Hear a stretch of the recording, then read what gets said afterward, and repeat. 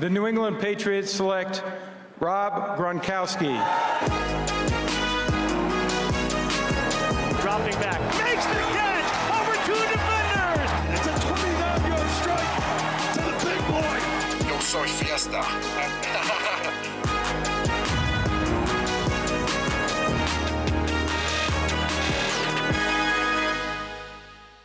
Three of your four Super Bowls were won with that team right there on a truly special day. Future Hall of Famer, studio analyst for Fox NFL Sunday, Gronk. How are you feeling today? What does it feel like to even just see that? We mixed it up for you. Yeah, that was nice mixing it up. That was a new video coming on to here, Kay. Thank you guys very much for it. You saw me just jamming out to the music right there. So it's going to be a special day, you know. We're switching it up all over the place. Usually I'm just chilling here in Foxborough, but now I get to go back to Gillette Stadium. Got the new music video. Camille's going to be with me. Ralphie's attacking Camille's makeup artist, biting her feet all morning long. So you don't know what's going to happen. Surprises all over the place. Yeah, let's set the scene. And you talked about this beautifully on Fox. And there's a couple layers to this that I want to get into. The reason it's a special day for our friend of the show, Rob Gronkowski, for his family, including Camille, Ralphie, and everyone, and for his Patriots family, is that you're signing a one-day contract to officially retire as a Patriot. What are you feeling this morning? I'm actually feeling like I got the jitters once again. I woke up a little like shaky, like it was game day.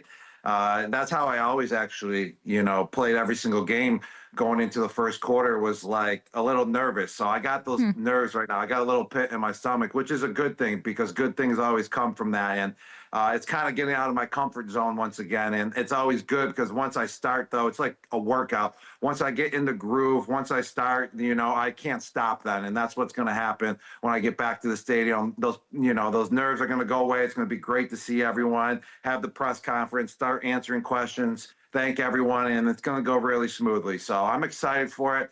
And Kay, it's going to be a special day today as well, because how this all came about was because of the playground, actually, that I opened up about 2 months ago in the city of Boston. And my friend, she just passed away about 2 weeks ago, and she was the reason behind the playground, and she ran all my charities. And how this came about, why she's getting brought up, because at the event, RKK was there as well because he made a nice donation to the Gronk playground. And at the event, Susan always says, I want to see you retire as a Patriot. Like, that would be one of the most special things ever. We all want to see that in New England. And she brought it up while she was speaking at the Gronk playground opening. And RKK looked at me. He gave me a little nudge and he goes, Gronk, that's a great idea. Let's do it. I was thinking about it already. We got to do that.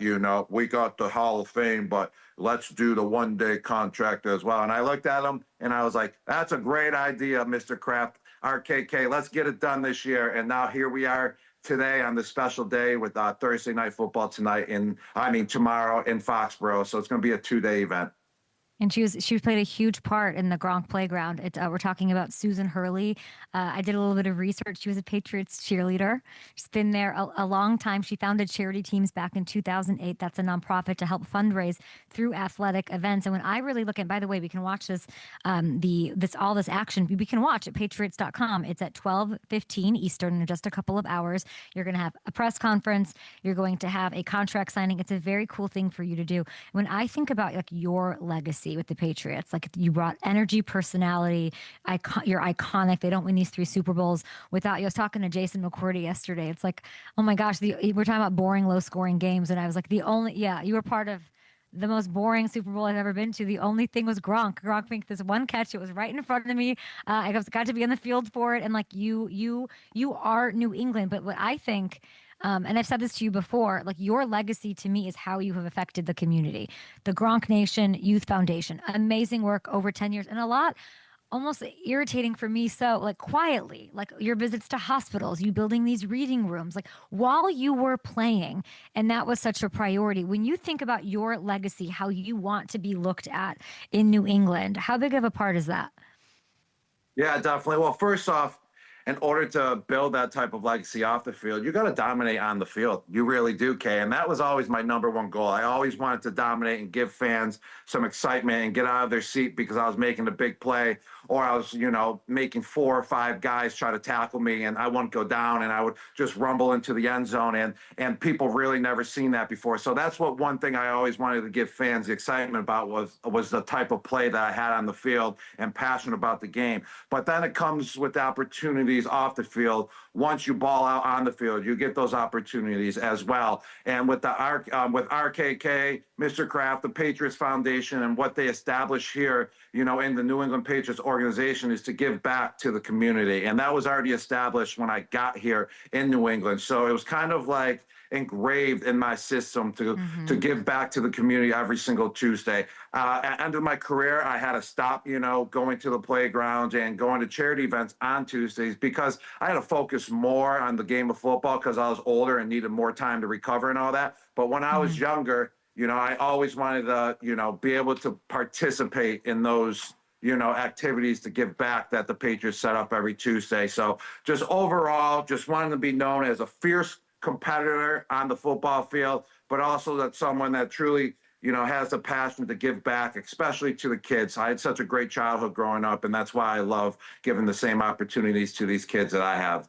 And you're still adding to your legacy by doing that, everything you're doing with Fox and all of that. It's really, really incredible. I hope you have the best time today. I was asking, I did I hit up Stacy. I was like, what happens today? Like, what do you get to do? And I think I just want to have a little fun with you on this. Like, what would you want to go do? Like, it feels like today, like you get to be king of the castle. Like, do you want to go out there and Gronk spike once more? Like, do you want to address the team? Do you want to, get a ride in Kraft's helicopter? Like, what if you could go run the show for a day? Like, are you just going to Davio's and pulling up and eating oysters? Like, what are you doing? What is the one thing you would love to do today if you could do anything? That's a great point, Kay, that brought up. I should definitely ask RKK for that helicopter. But I was already here in the Foxborough area, so I didn't need a ride in. If I needed a ride in, I'd been like, hey, fire up those engines. I need that private jet to bring me in. But here's the deal. I was talking to Stacy, and I was like, hey, Stacy, we can't go too many fireworks with this one-day contract because there's bigger things in the future I see. And he's like, that's right. We actually talked about that, We can't just have an all-out celebration when, there's the Patriots Hall of Fame possibly down in the future, future that's lined up. So I was like, let's do something that's impactful, but not too overboard. And we came to agreement that having this press conference is perfect. And then ringing the bell at the lighthouse before the game. I was like, that's an excellent idea. Yes. Let's get the crowd fired up before the game. Yes. And then I was like, we need a little bit more to it as well. I get to address the crowd at halftime. You do? Yes, which is going to be great. And then I get to introduce, after addressing the crowd, the halftime performance, which just coincidentally, it's my friends, Low Cash. They're country singers. They're a country band. And they're performing at halftime. They're actually from Florida in the Tampa area, so I know them through that way. And I was shocked when I heard that they were playing. So I get to introduce them as well, and then they start performing right after I introduce them and address the crowd. So what you said, though, as well, what you just gave me an idea is that you said a ceremonial Gronk spike, one more. I will now Gronk spike when I address to the crowd and after I introduce Low Cash, Well, now I don't know. Now I feel like you should save it for the Patriots Hall of Fame, which I would assume is coming in the next year. I don't know. Well, the Patriots Hall of Fame is outside. Everything goes down outside of the stadium. I'm going to actually be inside the stadium on the field. The Patriots Hall of Fame goes down. It connects to the Gillette Stadium, but it's its own hall, and you have the podium and all that there when you do that. So I'm going to be actually on the field. I got to do one epic Gronk spike at halftime. No doubt about that. Have you talked to RKK about a statue? I feel like all of this is Tom never did this. Tom never signed the 1-year retirement thing. He just went off into the cloning world, he just started doing that. You have one up on him in this way. Maybe you can mosey on and get your statue now. Just saying. Yeah.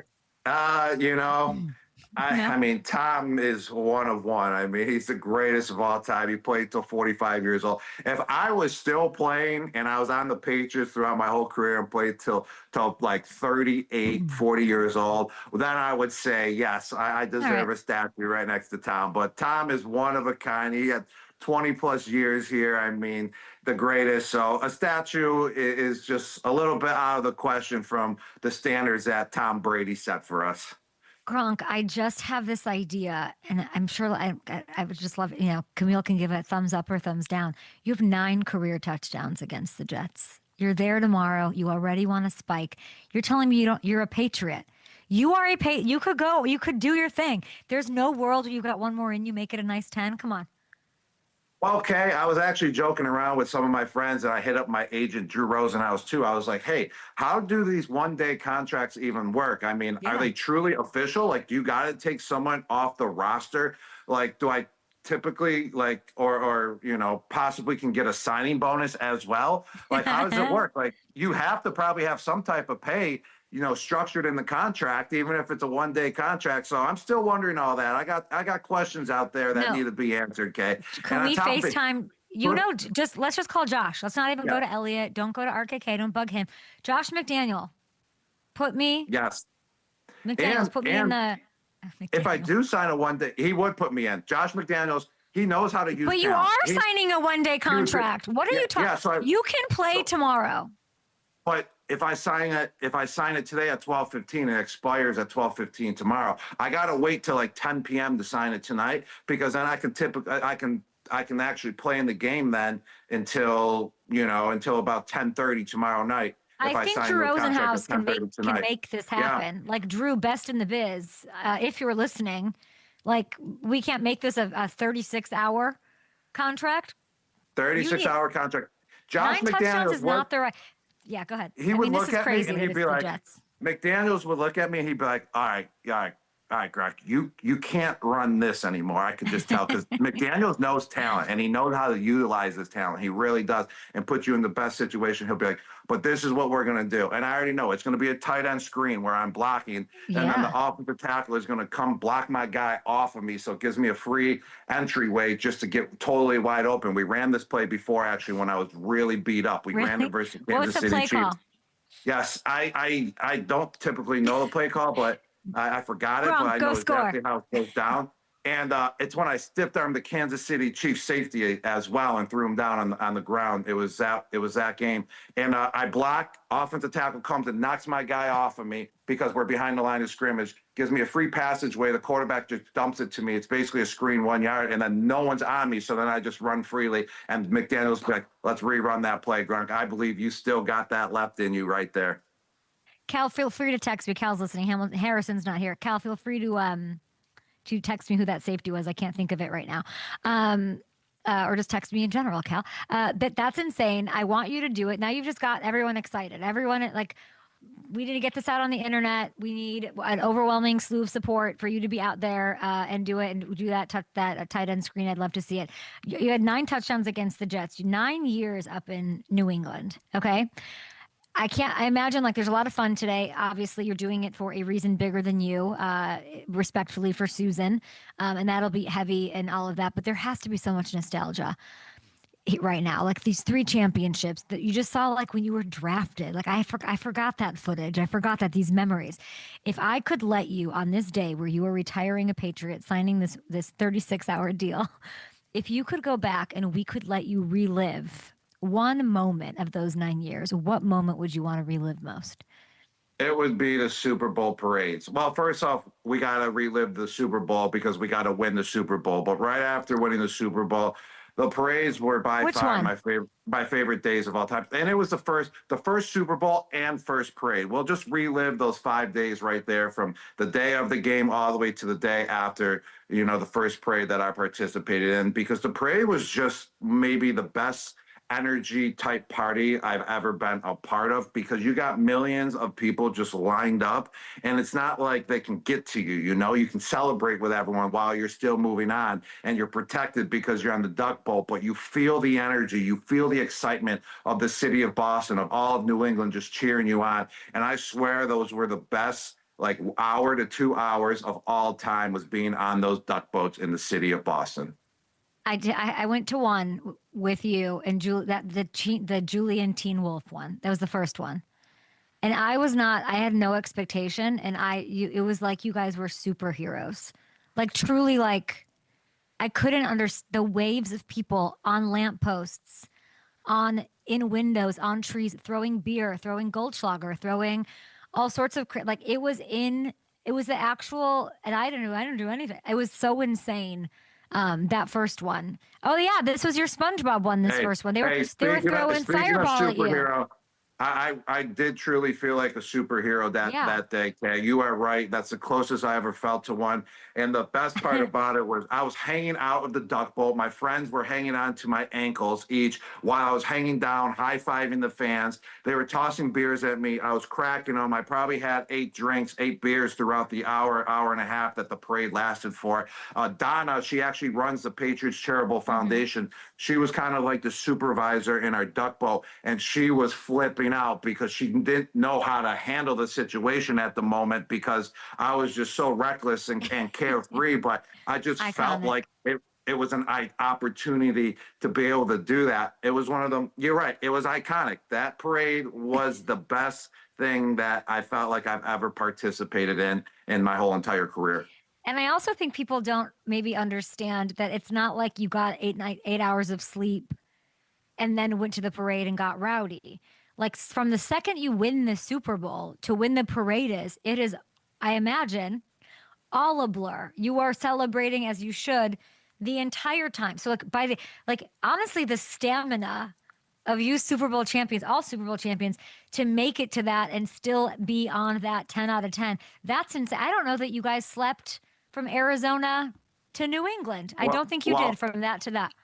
Well, okay, we celebrated in Arizona at the Casino Hotel. Forgot the name of it, with Flo Rida on stage and all that, which I was in heaven because that was Ricky my first Rose. time partying on stage with Ricky Rose, all those great guys. And then I went right to LA. I was probably on 2 hours of sleep. I went on Jimmy Kimmel. We can't forget about that appearance. I came out strong on the Jimmy Kimmel show. I gave one of my best performances ever that Monday night, and that was my first late night talk show. We can't forget about that. I mean, I was on fire, and they cut out about 25% of the things I said too, which I was disappointed about. But I was reading a Gronk to Remember, which is a sexual book about me spiking footballs, which I was reading passages from it. It was legendary. It was spot on. Perfect timing to do that as well after winning the Super Bowl. Got on a commercial flight, flew back to Boston, barely any sleep because I went out after the Kimmel show too. I was hurting in the airport. There's actually a picture of me passed out on the ground in the airport. Only sleep I got.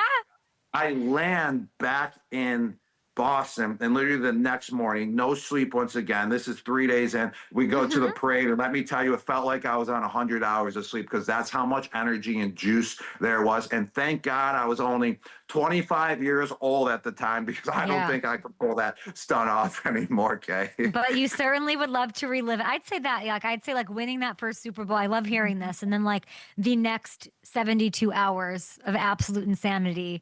I forgot about a Gronking to Remember. That's actually insane. Okay, love that. You're right. Suited and booted, ready to go. We're take a TV break. We still got Prop-A-Shot to come. I want to ask you like 1 or 2 more questions if that's okay. Is that okay? All right, great. Let's do it. Okay, great. We're taking a TV break here. We'll be back. We'll talk through it, of course, with Gronk.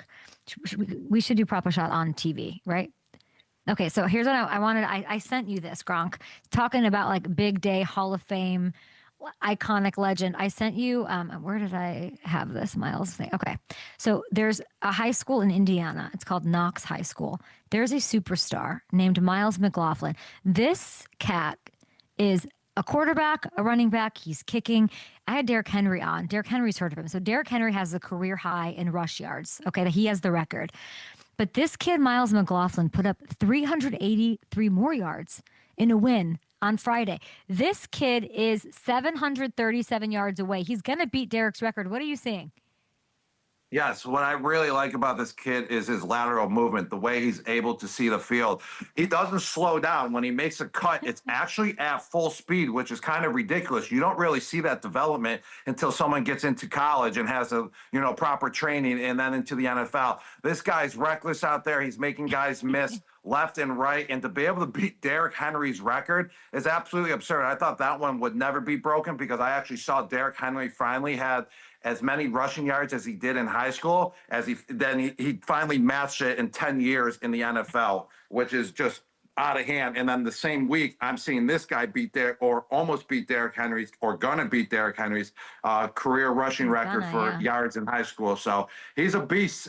Wish him nothing but luck and just keep doing what you're doing, man. They're taking on the Angola High School Hornets on Friday night. History being made, which we love. Last one for you before we hop on the air and do prop a shot. DaBoll, the Giants let him go.